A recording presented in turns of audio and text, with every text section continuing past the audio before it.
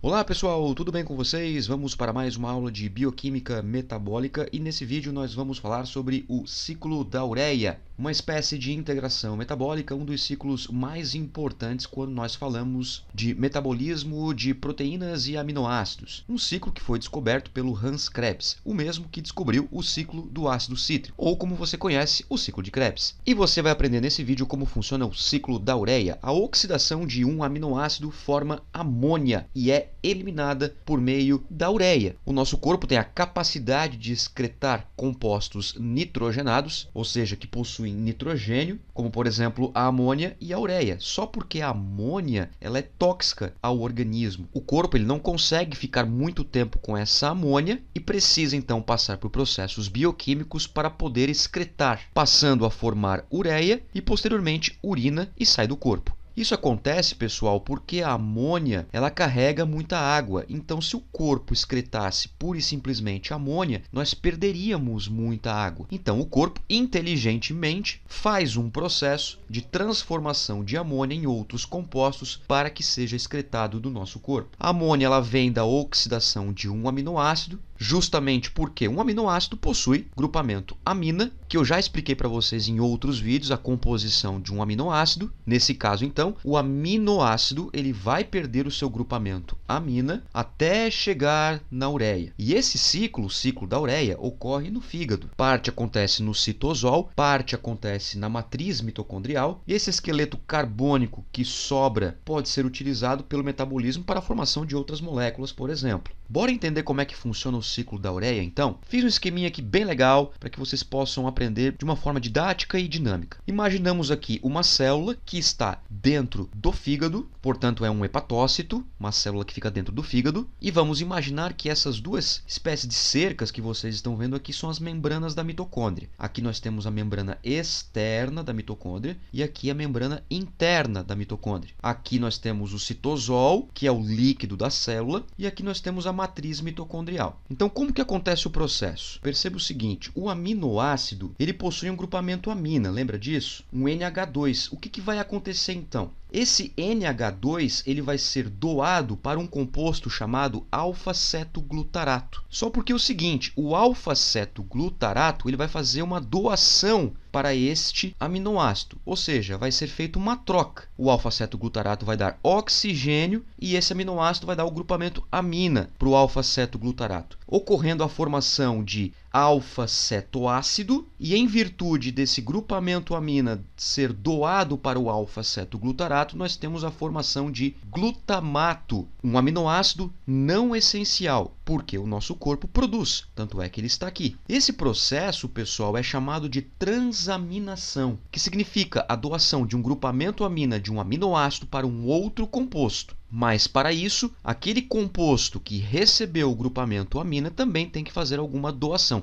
É uma troca. Chamamos isso de transaminação. Aqui aconteceu então a doação de oxigênio para o aminoácido e o grupamento amina para o alfa-cetoglutarato. Nós temos então agora dois novos compostos, alfa-cetoácido e o glutamato. Esse glutamato que está aqui neste momento no citosol, ele vai flutuar para a matriz mitocondrial, passando pelas membranas externa e interna respectivamente, e entra aqui na matriz mitocondrial. Agora, o glutamato aqui na matriz mitocondrial, ele vai participar de outros dois processos. Eu vou colocar o esqueminha aqui para vocês dentro da matriz mitocondrial. Um dos processos que acontece é a desaminação, que significa a perda do grupamento amina. Essa perda do grupamento amina é do glutamato. O glutamato ele é um aminoácido não essencial, portanto, possui um NH2 também. Aqui nós temos o NAD, o nosso caminhãozinho, carregador de elétrons, que vai fazer parte da reação bioquímica. Ao perder o grupamento amina, o glutamato vai pegar esse oxigênio que tem aqui na molécula de água, que está presente na reação, formando novamente o alfa-cetoglutarato. Uma vez que glutamato mais oxigênio forma o composto alfa-cetoglutarato. Tá, mas o que acontece com o grupamento amina que o glutamato perdeu?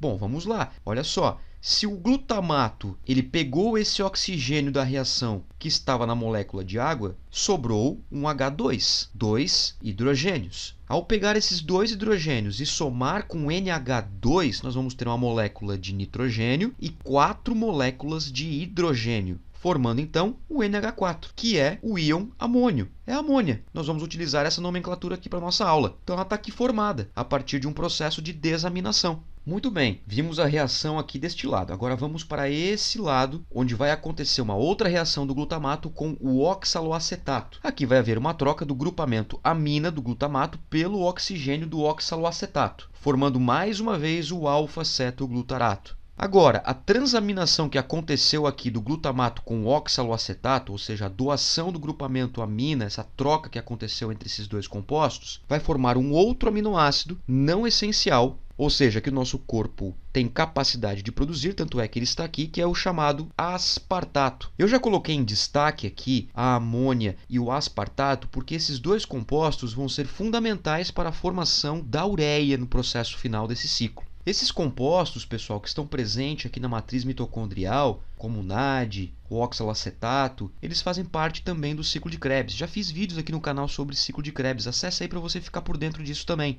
Seguindo aqui então, galera, nós vimos que a amônia e o aspartato são formados por processo de desaminação e transaminação, respectivamente. Nesse caso, o aspartato ele flutua para o citosol, o líquido da célula, enquanto que a amônia fica presente aqui na matriz mitocondrial. Agora vamos ver como é que acontece os processos seguintes. Veja que tudo que acontece no ciclo da ureia são processos de síntese e degradação. Quer ver como é simples? Fica ligado, olha só. O NH4 ele vai somar com o CO2, que é o gás carbônico. Isso aqui vai acontecer com o auxílio de ATP, adenosina trifosfato. Como o ATP ajuda essa reação e o ATP ele tem 3 fosfatos inorgânicos, um desses fosfatos é doado para essa reação para formar um composto chamado carbomoilfosfato.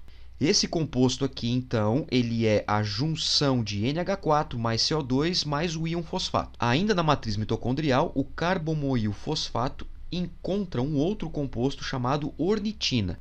A junção desses dois compostos, já fiz o esqueminha aqui para vocês, vai formar a citrulina. Uma vez formada a citrulina, o que vai acontecer agora? Ela vai passar pelas membranas da mitocôndria, interna e externa, respectivamente, e vai juntar com um aspartato. A junção de citrulina com um aspartato lá no citosol vai formar um outro composto que tem um nomezinho que pode assustar um pouquinho, mas fica tranquilo, tá tudo certo. O nome desse composto é argininosuccinato.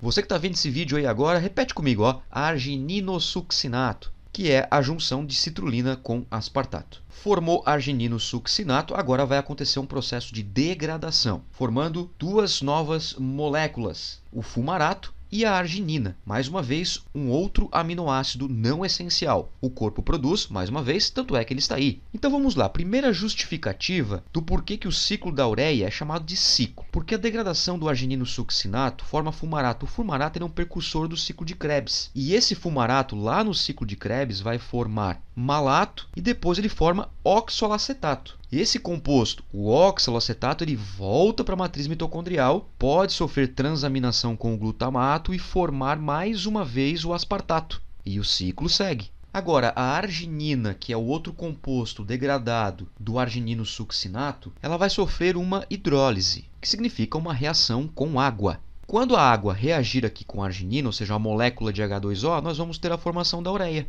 Agora sim, nós temos a formação da ureia, que vai ser um composto a ser excretado, que vai lá para os rins. O transporte dela é um pouco mais tranquilo para formar urina e realmente sair do nosso organismo. Só que o seguinte, essa reação que acontece contendo o H2O vai formar uma outra substância. E essa substância formada é a própria ornitina.